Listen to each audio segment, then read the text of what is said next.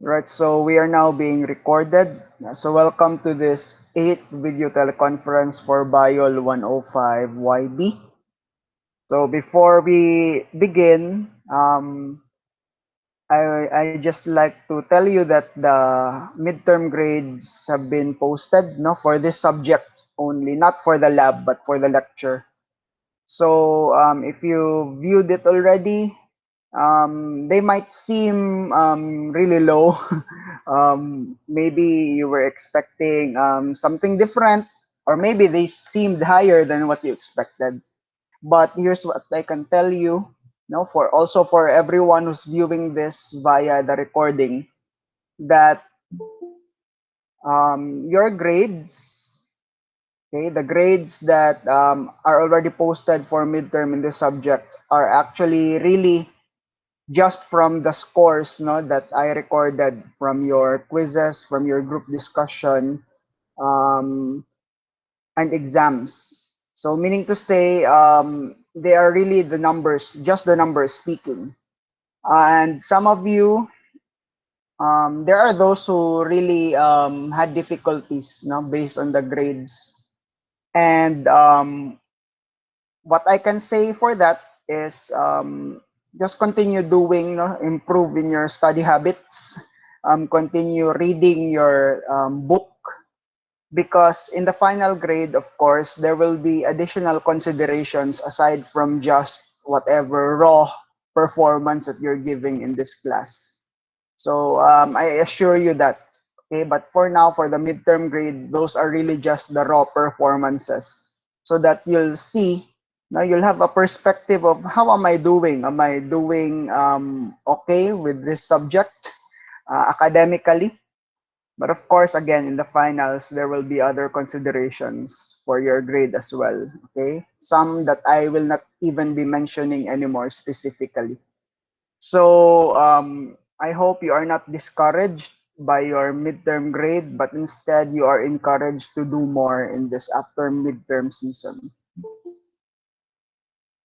Right. So speaking of which, a new quiz has also been posted. No, that's for quiz for this particular discussion that we are going to do now. So you're lucky that you're going to be hearing this first and firsthand, and you can ask questions. So there's a quiz posted already. Based on my opinion, it's quite a difficult quiz for me, but maybe for some of you, it's simple. But for me, it's quite difficult because it's quite tricky. So please prepare, and if you can ask questions during the discussion here, please do so. Right. So without further ado, there are already other people who have joined. I'm going to start my presentation. This is not the one.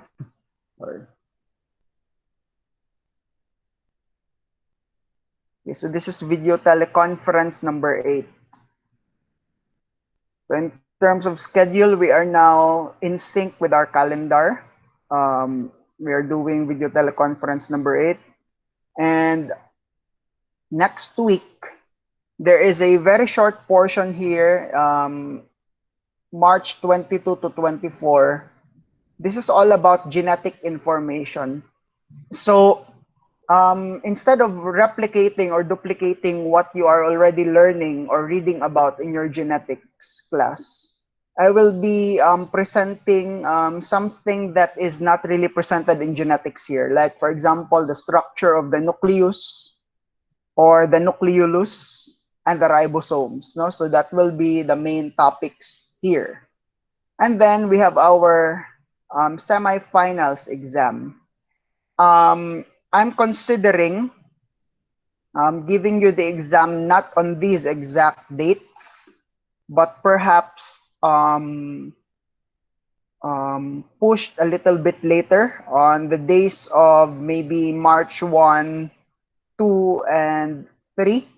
Okay, so that's possible for all of the sections that I'm handling, so that you'll have enough time to learn about the next lesson now, which I will be posting next week pa. Right. So this morning we are going to review chapter 8.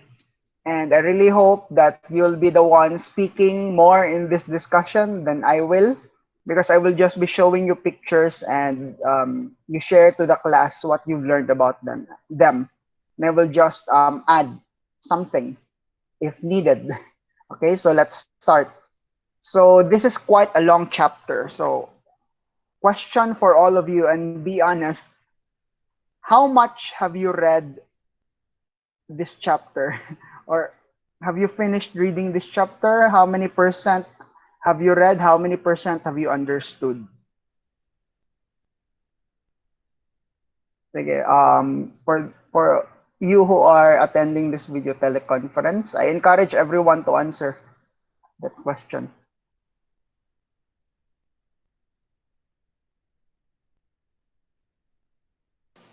Sir, Ah, to be honest, sir, kay gamay ra ako nabasa sa libro and then ang uban sa video na ako i-watch, sir.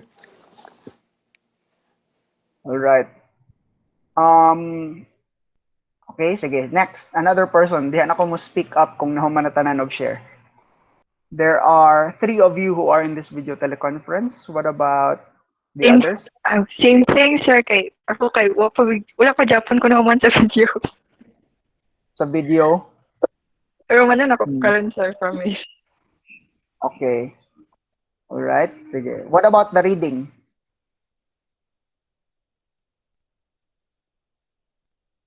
Wala pa Miss Japan, sir. Pagmurayan. Wala gyapon ang Wala reading. pa Okay. Japan. Okay.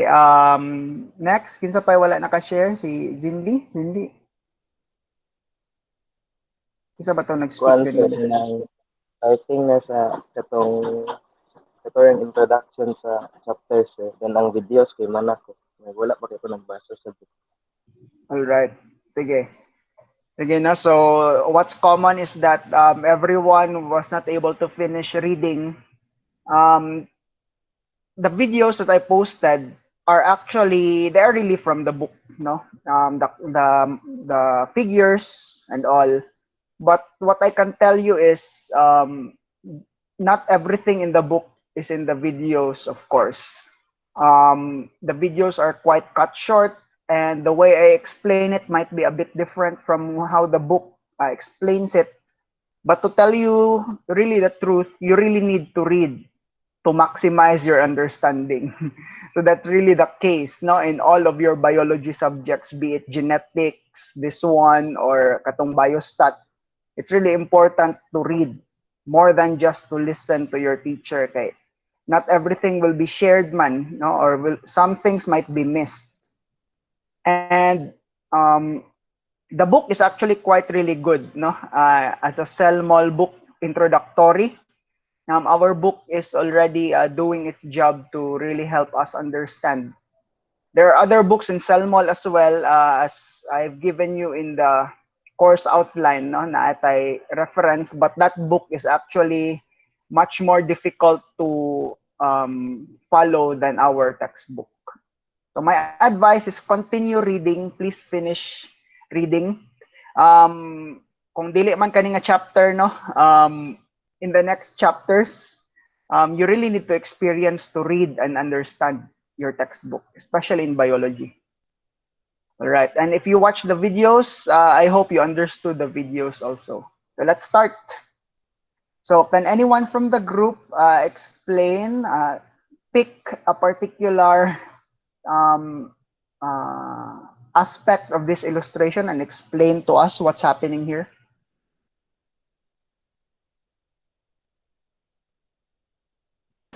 Sir, kuan, sir. Kanang mga vesicle na gapadulong sa retrograde na directions ga-surround sa og COP1 proteins kay mao na ang proteins na magsignal na dapat padulong siya sa retrograde na direction, which is towards the endoplasmic reticulum. All right. So ang COP1 proteins are coating those vesicles in retrograde direction. That's correct.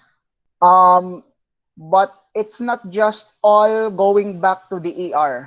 No, some of them are just going back to maybe the medial part or the cis part of the Golgi network.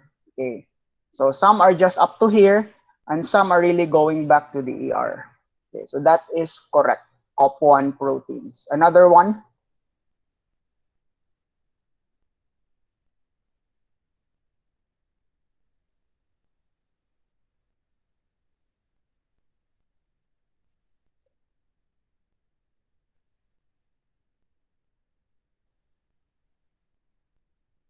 Another observation?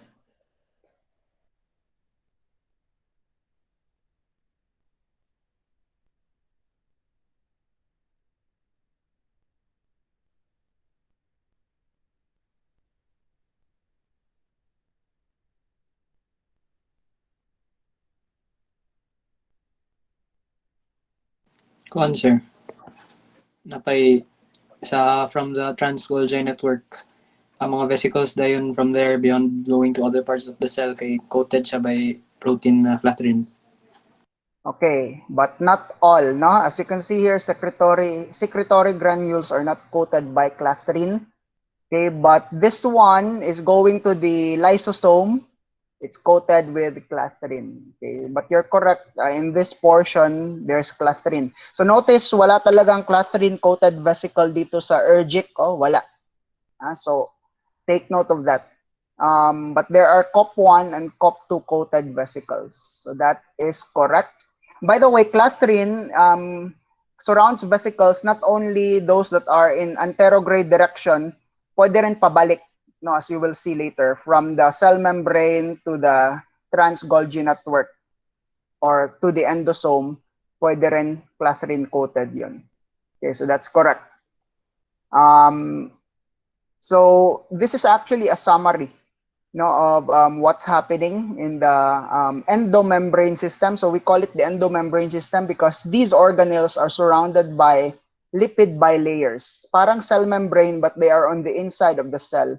And these are only seen or observed in eukaryotic cells, no? The ER, the Golgi network, and all of these other vesicles. Okay, so let's move on. So here, can anyone from the group tell us what's the purpose of this receptor protein?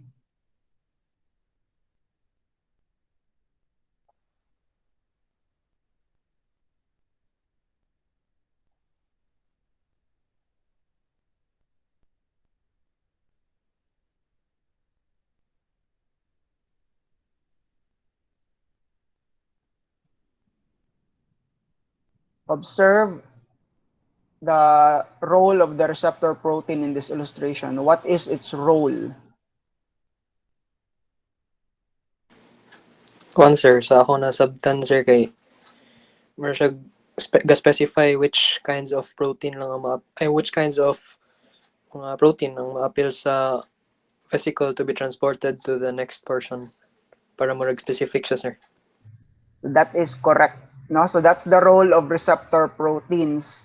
They bind to the specific proteins only, so that only those specific proteins will be carried in the vesicle. Take note, the receptor protein is not the same as the coating protein. Iba to. This is the receptor protein. Ang coating, siya lang ang mag-cover, katong COP1, COP2, and clathrin. But the receptor is the one that really helps select which proteins are carried. That's correct. What about the resident protein? Can anyone from the group tell us what's happening to the resident protein in this illustration?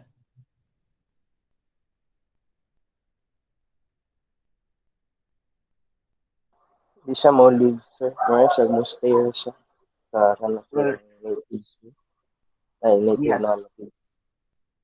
All right, so that's correct. The resident protein stays in the compartment where it's supposed to stay. And what are examples of this? Any guesses? Which proteins kaya ang resident protein na dapat magstay lang doon palagi?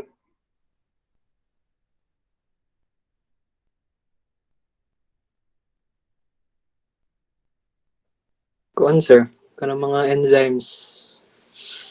So that's correct. Okay, so enzymes need to stay where they are because their work is to help catalyze reactions, di ba? So they need to stay there. Dili pwede nga magbalhin-balhin sila og place, no? They are the workers, kumbaga.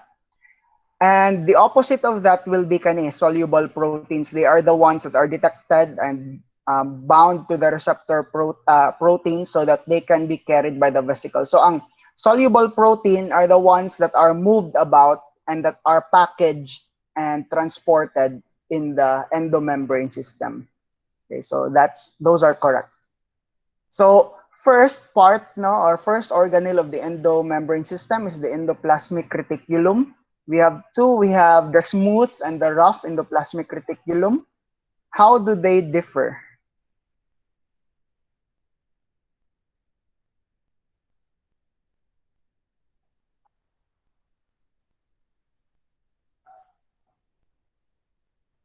In terms of Ang rough structure or endoplasmic, yes, ang rough endoplasmic reticulum, sir, kay na ay ribosomes, then ang smooth endoplasmic kay walay ribosomes. Tapos ang smooth, sir, kay ang iyang structure kay tubular, tapos ang sa rough kay flattened yung structure or appearance. right, that's correct. So anyone in this picture, what is this on top? Smooth or rough? Rough, sir. Okay, this is rough na, so you can see the ribosomes there. And then here, mas finer siya, tapos parang tubular. No, these are cross sections, and this is a smooth. So in terms of function, the rough endoplasmic reticulum, because it has the ribosomes, is also the protein manufacturing center of the cell. No, most of the protein manufacturing is in the rough ER. Most, because there are some ribosomes that are not attached to the rough ER. So remember that one. That's very important. Ang smooth ER is for lipid production. No? So lipids that are used in the cell are manufactured in the smooth ER. Okay, so in a nutshell, both ERs are factories, no, where things are made in the cell. Protein in the rough ER and lipid in the smooth ER. So this is a detail of protein production in the rough ER. So we can see here the ribosome. Okay. Can anyone from the group, this is for secretory proteins, no, proteins that are secreted. Can anyone from the group summarize to us what's happening here?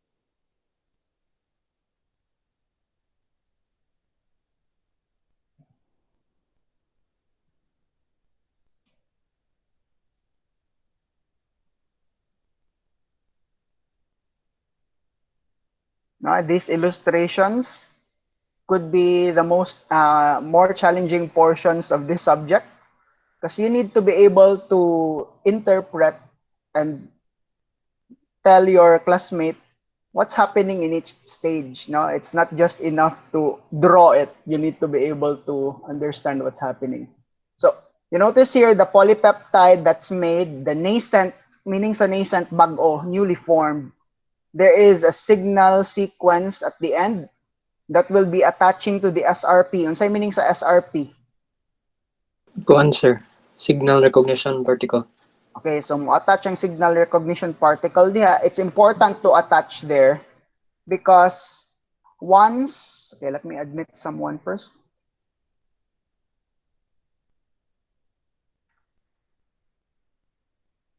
It's important for the SRP or signal recognition particle to attach kay siya man pod ang ma-recognize sa signal recognition particle receptor which is on the ER membrane. So once recognized, this ribosome will sort of dock, no, will sort of stay there, stay put. Why? Why does it need to stay put? Because the nascent polypeptide needs to enter the translocon. So this pore here, this channel is called the translocon, and this is where the newly formed polypeptides enter into the ER lumen. No, ang lumen is like the hollow space inside the ER sac. What's another name for this lumen? There's another term, starts with letter C. Cistern na, sir. Cistern, no? Cistern. If you're not familiar, for those who are not familiar, ang cistern kanang sa toilet bowl bitaw kanang sudanan sa tubig, no? Na mag-flush ka, imong i-move to ang lever, gawasin ng tubig. So katong sudlanan sa tubig nasa likod sa bowl, that's what you call a cistern. So your ER and your Golgi apparatus is like that. No, there is a space inside for things. No, and in this case, the proteins, and it's also known as the lumen, katong space inside. So this is that's the step. No, so first a signal recognition particle will stick to the nascent polypeptide. Then that will be recognized by the signal recognition particle receptor on the ER, and the ribosome with the nascent polypeptide will stay put while the SRP leaves because it has done its job. And the translation of the protein continues until the protein enters the lumen of the ER via the translocon. Okay? Take note, this is the secretory protein. What's the meaning of secretory protein? Ipagawas sa sir, na siya ipa-excrete from the inside to the outside of the cell. Yeah, so this protein is destined to be excreted by the cell. So it needs to enter the ER lumen. Okay. As opposed to this one is for integral membrane protein. So kani, the purpose of this protein is not to be excreted by the cell. Okay. So this one will just stay in the plasma membrane of the cell as an integral protein. So look at the difference. So here, the protein does not really enter the translocon or into the lumen completely. A portion of it is charged, no, along the middle so that it can align with the charge of the cell membrane, di ba? May charge rin yung cell membrane, okay? Negative, positive. So, di ba remember our action potential and the resting potential of the membrane? There are charges. So the protein will either orient itself this way, the one on the left, wherein the N terminus is at the bottom, or this way on the right, wherein the C terminus is at the bottom, depending on its charge. No, positive will attract negative, and so on. And look at the translocon. The translocon can actually open sideways, no, para siyang hinge. So when it opens sideways, the integral protein will just diffuse with the other lipids in the bilipid layer. So this is integral membrane protein. So this one, what's the important thing to remember here? If it's found in the cistern or in the lumen, where will it be found in the plasma membrane? Exterior side, sir. Okay, so look at this illustration. No?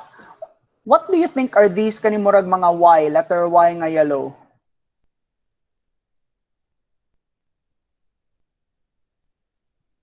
Carbohydrates, sir. Yes, okay, that's correct.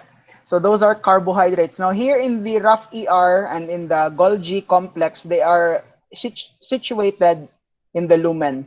But as they are transported and as they are released, now these are integral proteins, katong carbs, instead of being in the lumen, are now on the exterior. No? So that's very important.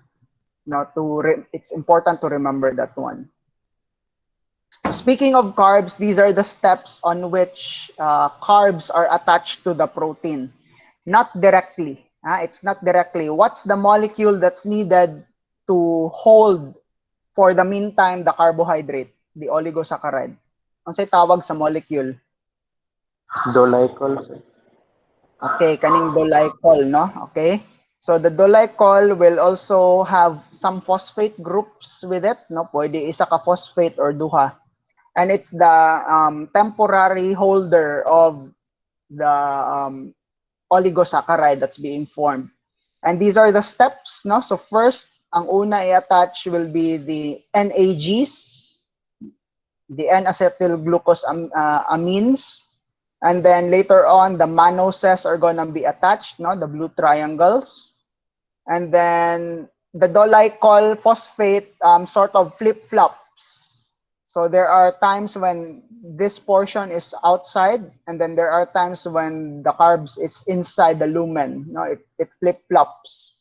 And then eventually, the last carb that will be attached will be glucose, glucose.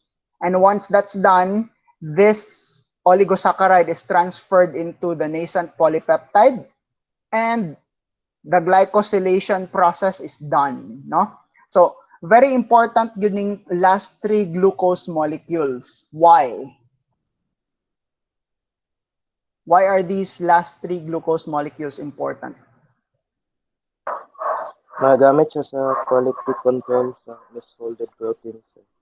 Alright, so ang quality control, siya bali ang mura gamiton nga ticket, no?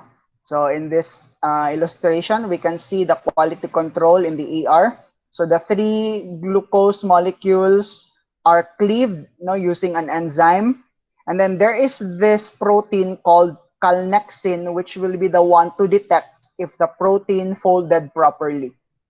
And it will only be able to do that if there's a glucose molecule attached to the protein, no?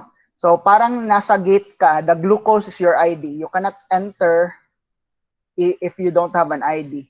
Para rin siyang exam permit, no? You cannot have an exam if you don't have this permit. But it doesn't mean that you have the permit na pasado ka na sa exam.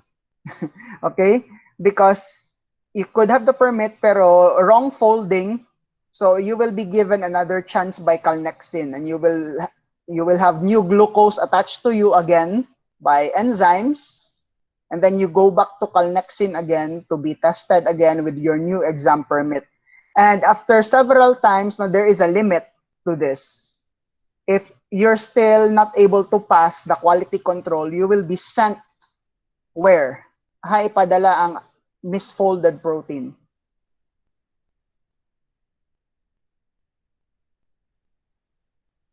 Sa kuan sir, sa proteasome. Okay, to the proteasome, which will, If fragment niya ang protein. okay, so the protein that is misfolded will be fragmented, no? It's very important for this to happen because as we know, there are diseases that are caused by misfolded proteins, no? Introduced, I think, in chapter 1 of your book. I'm not sure.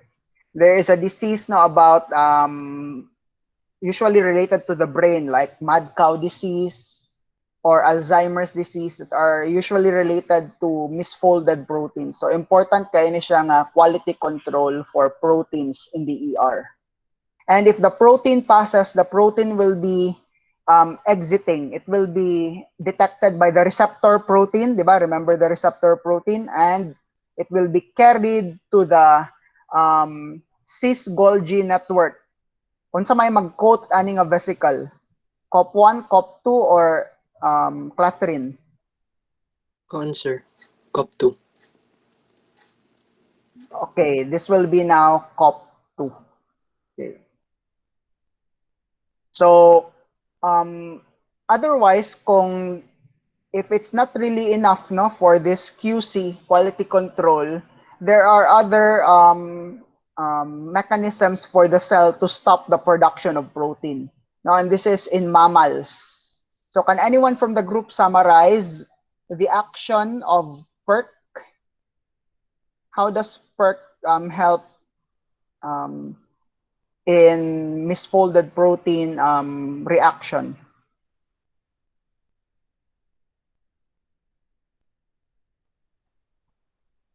Look at the action of PERK here. PERK and ATF6. So anyone?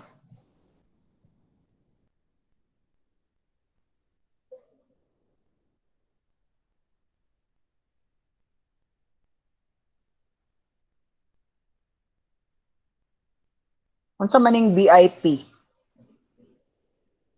Kuan sir, protein. Yes, they're proteins, and what do they function in? Look at the illustration. They go here. So, unsa maning mga protein diri? These are misfolded. So, why will the BIP go to the misfolded proteins? Kuan sir, para dili siya makalusot. No, not really. The BIPs are starts with letter C. Unsa man tong mag-help og fold? Chaperonin, sir. Okay, so these are chaperonins. No? These are chaperone proteins. So when there are misfolded proteins in the ER, they will leave the PERK. No, mohawa sila. They will go to the misfolded proteins. And what is the effect to the PERK molecules pag nawala ang BIP? What will they do? Nara. Mag-form siya og dimer, sir. Okay, and that dimer, what's the function of that dimer? Because of the dimer kay ma-activate ang translation sa kanang factor na ELF to alpha. Okay, so it will it will activate a translation factor. Okay. Yes. Yes, and then what will the translation factor do? Adto siya sa ribosome, sir, and ma-stop niya ang mRNA translation sa. Okay, so this translation factor is not for enhancement of translation, but it will stop the translation. So kung nag-stop ang translation, the production of proteins will stop first. Why? Because there are still other proteins that need to be folded. So look at that one. That's negative feedback, di ba? So marami ng protein naghihintay dito na hindi pa na-fold, stop muna ang pag-manufacture ng new protein. So that's for PERK. What about ATF6?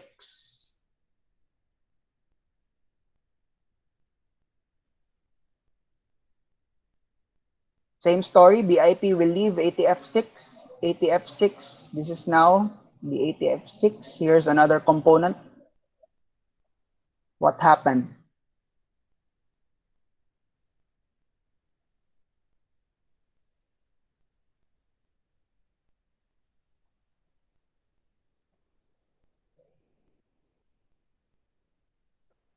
Kuan, sir, once ma-activate siya kay na siya portion na mo detach sa membrane attached niya na portion, and then mo padulong siya sa nucleus to promote the transcription of mRNA na himo og proteins na maka alleviate sa stress on the endoplasmic reticulum. Okay, correct.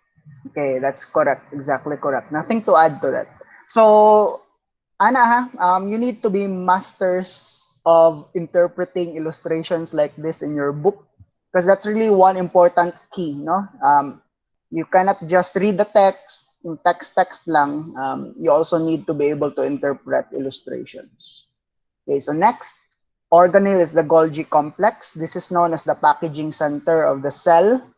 Okay, what are the different regions of the Golgi complex?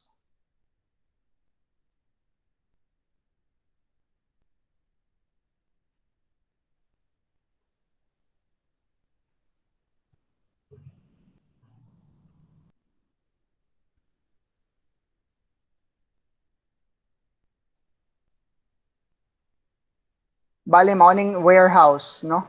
So nagpadala si ER, ipapadala niya kay Golgi complex, the warehouse, packaging center. So what are the regions? What unsa maning CGN, TGN? Kuan, sir. CGN is cis Golgi network, TGN kay trans Golgi network, and Okay. ay medial Yes. Okay. So the CGN is towards which organelle? towards the ER, sir. Okay. So this one is the receiver, no, from the ER. And the TGN is the one, as you can see here, the one that sends secretory proteins or other proteins into other parts of the cell. Right. So glycosylation also happens in the Golgi network, as you see here. So you can see here the mannose, no? This is from the ER, di ba? A while ago. You can see wala na yung tatlong glucose because they're not needed here anymore. So in the ER, the glycosylation sort of removes some of the mannoses, replaced with NAG, no? And then you have this symmetrical form now. Then a new sugar is added, galactose, and also this fucose. And there's sialic acid here at the tip.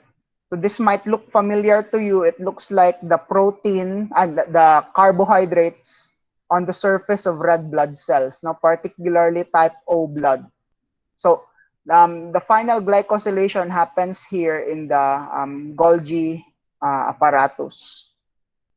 And not only that, there is also special glycosylation na merong mannose 6 phosphate, no, attached to the oligosaccharide. But before we go to that, there are two models of how materials move about in the Golgi network. Okay, can anyone from the group tell us the difference between the two models?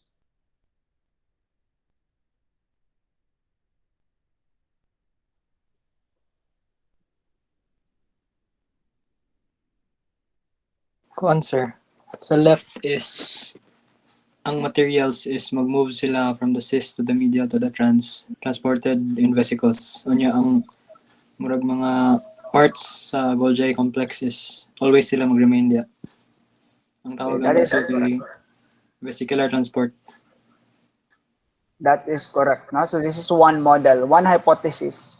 The other, okay, Ang sa anyone? right sir kay cisternal maturation unya ang may tabaan na is dili sa vesicle mo transport ay naagi pa vesicle pero lahi ang function niya diya kay sir kay ang pag mature sa stack sa Golgi complex kay mo move siya padulong sa trans na direction.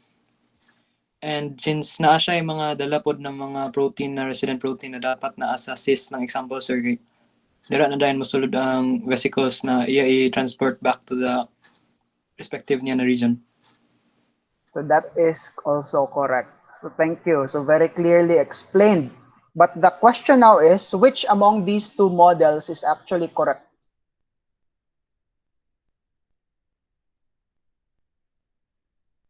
Based on the proof, no, na nakita nila sa lab, which one is correct? Is it the one on the left or the one on the right?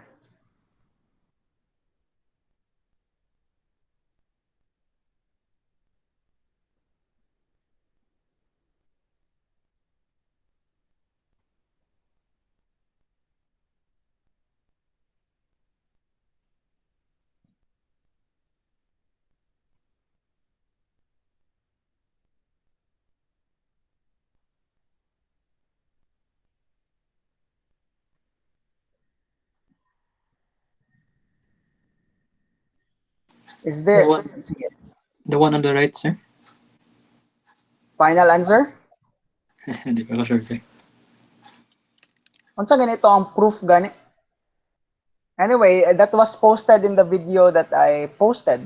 That was included there. And so I asked, and if you read your book, I think your book will tell you. So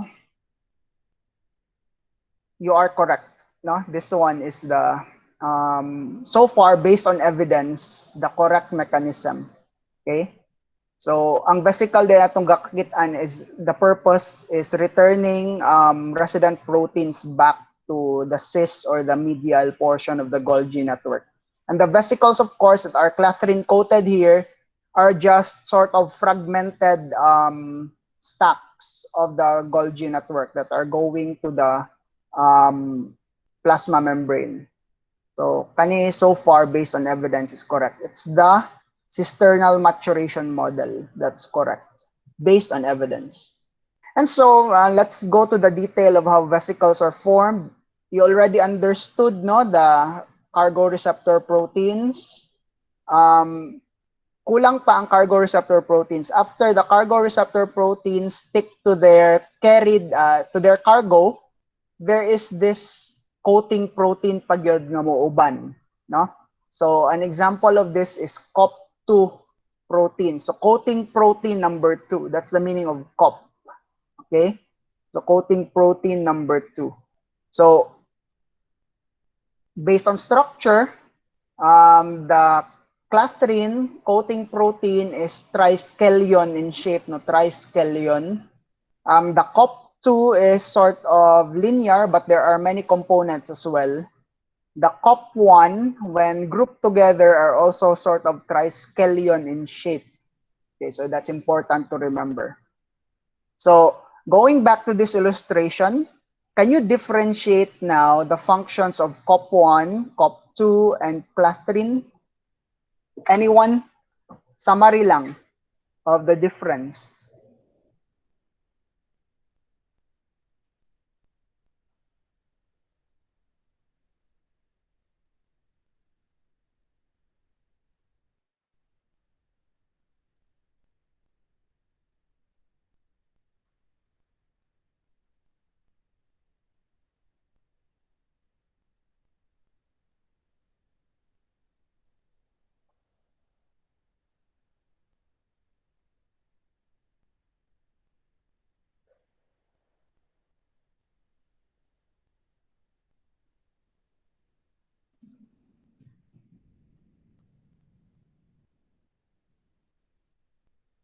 Okay, so mag-question na lang ko.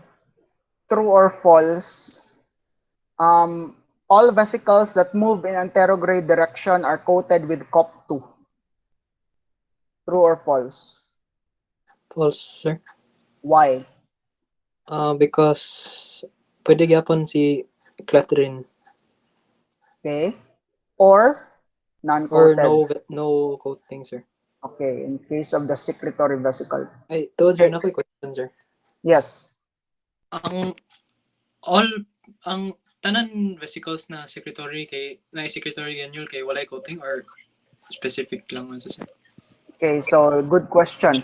An example of this secretory granule is katubitong sa egg cell nga before ma-fertilize siya sa isa ka sperm, there are secretory granules, granular resting just below the cell membrane. The purpose manggod of secretory granules is they stay there below the plasma membrane so that in the right time, correct timing, they can release their contents into the outside in the correct timing. Now, so meaning to say, they just stay there until the right time. So in that case, they don't need to be accompanied by a coating protein. So that's true. All secretory granules do not need coating proteins because sometimes they have to wait there for a really long time. Diba? Like, for example, some eggs are never fertilized. And so their secretory granules are always there. Did I answer the question? Yes, sir. Thank you, sir. Okay. So that's a good question. Another question, true or false? All vesicles moving in retrograde direction are coated with COP1.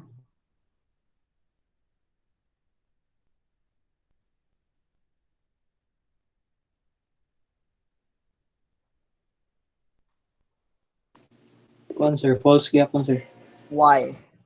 Because nagyapoy mga proteins na either uncoated or clathrin, sir. Ay, clathrin coated, sir. There are clathrin coated that move in retrograde. Are you Retrograde. sure? Is that the final answer? Di ba ko sure, sir, bay? So it might not be shown here, but if you can remember, di ba, there are, for example, katong LDL, di ba, the endocytosis. Yes, sir. Okay? So endocytosis, that's clathrin coated man. And what is the direction of endocytosis, di ba? Is it going in? Yes, sir. So retrograde nga na clathrin, so false, no? It's not all COP1 ang retrograde. Kaning clathrin coated vesicles, they can either be anterograde or retrograde. So please remember that one.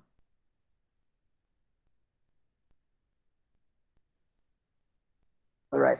So again, kaning movement, if you've already started viewing the videos for the cytoskeletal elements, you would know already, no, the microtubule. So kani, there are motor proteins attached to the vesicle to allow them to move along the microtubule. Like, which microtubules can accommodate motor proteins? Which cytoskeletal elements can accommodate motor proteins? Tanan ba? Or no?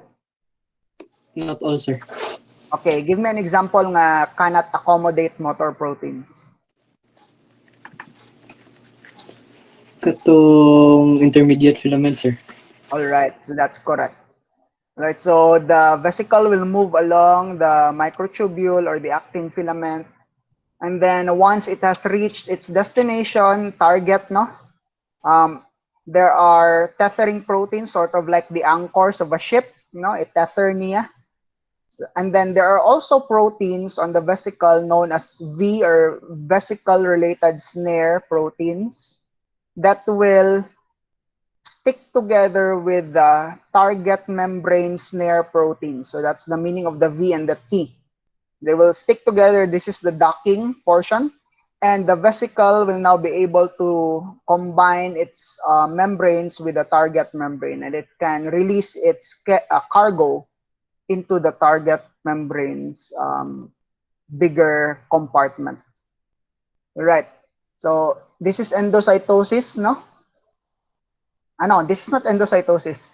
Can anyone from the group tell us what's happening here? Yes, this one is endocytosis, but do not focus on that. What about here? What's happening here?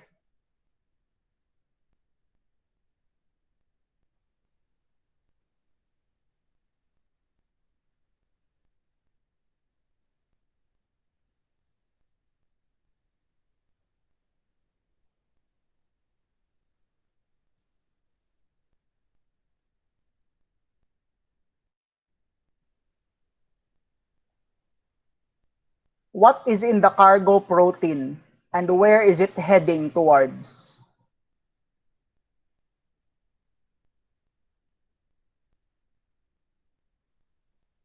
What signal is in the cargo protein? Lysosomal enzyme, sir. May protein. How would the cell know? Siya ay specific na mga receptors or what ko. Wait lang. The receptors are not on the protein. Lahi na siya.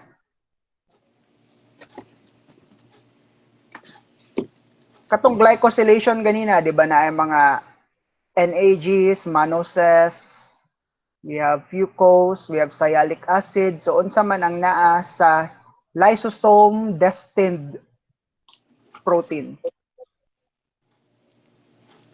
Ay, katong mannose 6-phosphate, sir. All right, the mannose 6-phosphate is detected by the mannose 6-phosphate receptor, and the receptor will stick to that protein with the mannose 6-phosphate. And once that is done, clathrin proteins will coat the vesicle, and the destination will be towards a lysosome. Okay, so the proteins that contain the mannose 6-phosphates are usually enzymes used for digestion, no? Hydrolytic enzymes, meaning to say they require a low pH in order for them to work. So in the lysosome, low pH man, so they will work there. And why is endocytosis here? Because sometimes the cell might need to take in certain substances that need to be digested, no? So it will be combined with this vesicle that contains the enzyme with the mannose 6-phosphate, and they will be mixed together and be the lysosome. No? So katong gi-endocytose sa cell, ma-digest na dayon sa lysosome. Okay. So what about here in this is not exocytosis. This is not just exocytosis. What is shown here? What process is this?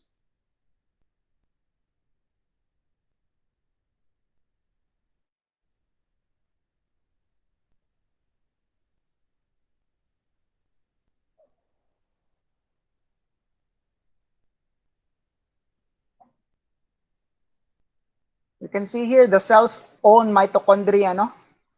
And then you can see the mitochondrion here surrounded by this autophagosome. And then the lysosome unites with the autophagosome, releases its enzymes, and the mitochondrion is destroyed. What is this process called? Sir, kanang pathway siya na autophagic pathway. Yes, so Yes, this is autophagy, no? Autophagic pathway. So this is one way wherein the cell can get rid of old organelles or old parts and replace it with new ones. So this is one way of doing that. And then this is the one with the cholesterol, no, na example. You can see here, there are two types of receptors here. We have the housekeeping receptor in red and the signal receptor in green. Kaning housekeeping receptor, an example that, of a ligand that it can detect is LDL. So if it can detect LDL, like the purple circles here, it will hold on to that. But the signal receptor detects signals. So for example, hormonal signals. So once they detect those, they are then endocytosed. And then here we have a clathrin-coated vesicle. The clathrins disassemble, and the vesicle moves into the cell. Now look at this. Look what happens here. Gipabalik ang unsa. Which receptor was returned back?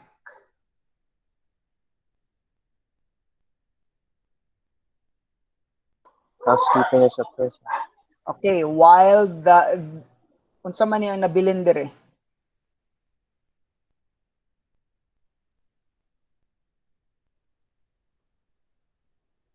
Signaling receptor, sir. Okay, the signaling receptor is left to be digested by the lysosome, no? Together with the LDL and the other signals. But the housekeeping receptor is returned. What do you think is the reason for that?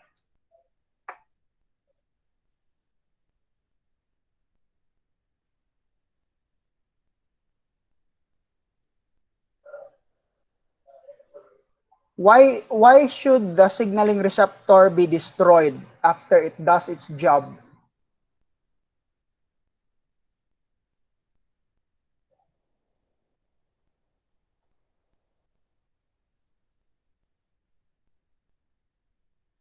So itong term receptor down what? Down regulation, sir. What does that mean?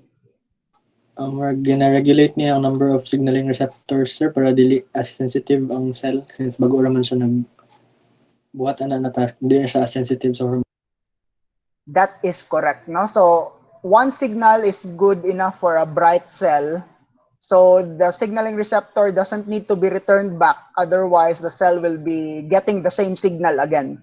So it will be destroyed while the housekeeping receptor should be returned back. Why? What's the difference in function? Sa may housekeeping receptor? In this case, LDL man to yung ginakuha. Why should it go back?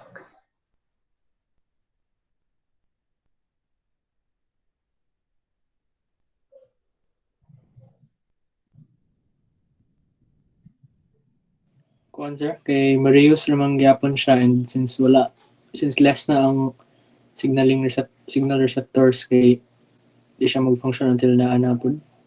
Or Okay, so remember its function is as a housekeeping. Unsa man ang housekeeping sa Bisaya? limpyo, sir. Manglimpyo. So after it does its job here, no, nang limpyo, nakuha siya basura, si LDL is basura, di ba? That's bad cholesterol. It's brought inside the cell to be destroyed in the lysosome. It needs to go back again so that it can get more basura. Okay? Mao na si housekeeping receptor. So that's why it's not destroyed. But the signaling receptor is destroyed, no, down-regulated. So this is a summary. We can see here phagocytosis, wherein big chunks of materials are taken in of big chunks. And here we have endocytosis, just like in the cholesterol, LDL, endocytosis. And then here we have pinocytosis, wherein the cell sort of drinks extracellular fluid. And they are all on the same pathway, no? Endocytosis pathway. And then here we have autophagy or autophagy. Okay. And then, of course, last is the post-translational uptake of proteins. So, meaning to say, after the proteins are made and packaged in the ER and the Golgi apparatus, they need to be taken to the peroxisome, the mitochondrion, and the chloroplast. So just remember, in the peroxisome, the uptake is derecho. No, the translocon in the peroxisome is big enough so that the protein can enter the peroxisome in its native folded form. But in the mitochondrion and chloroplast, the translocons are very small that the protein needs to unfold again before it can enter the mitochondrion and the chloroplast. So, last few questions. How many destinations ba sa mitochondrion for the protein? 4, sir. 4. Can you enumerate briefly? Outer membrane, intermembrane space, inner membrane, and the mitochondrial matrix. Okay, correct. While in the chloroplast, how many? 6, sir. Okay, please enumerate. Outer membrane, intermembrane space, inner membrane, the stroma, the thylakoid membrane, and the thylakoid lumen. All right, so correct. In the peroxisome, isa lang, no? Isa lang ang content. So, there, we're done with our review. So, I think just a few more review and you will be ready for the quiz, no? Many of the things that we talked about this morning will come out in the quiz. So, it will be open now. It's actually open. It will close next week, Wednesday, no, at 6 p.m. So, please choose your time wisely. It's a two-take quiz. So, one first chance, second chance. And then group discussion for chapter 8 has been posted, no? So I hope you have already started finishing or posting also in the group discussion. Ay, sir, question about sa group discussion, sir ba? Hmm. Di ba ang table kay Dohara ang nakalista dito? Dohara ang i-place sir or all? No. The table is just, what's shown there is just the format. No? So don't be limited by that. Okay, sir. Thank you, sir. Right, so we are actually done, no? So I don't think there's enough time for questions live, unless you really have a very brief question right now. You just ask through eLearn or through Messenger. So thank you very much for joining in this video teleconference. The recording of this will be posted soon in our course wall and you may view it again if you need to review. So again, any other last questions?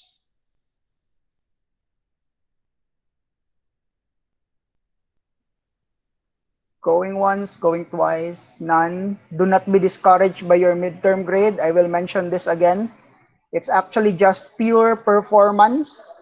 And to tell you the truth, in your final grade, it will not just be pure performance, of course. I will have other considerations. So just continue studying properly, work hard, and you will be rewarded. No? So karon parang reality check. Oy, am I doing well or not? So that's all for the midterm. So thank you very much again for joining. And you are now all dismissed from this meeting. Okay, sir. See you Thank you later. po. Yes, sir.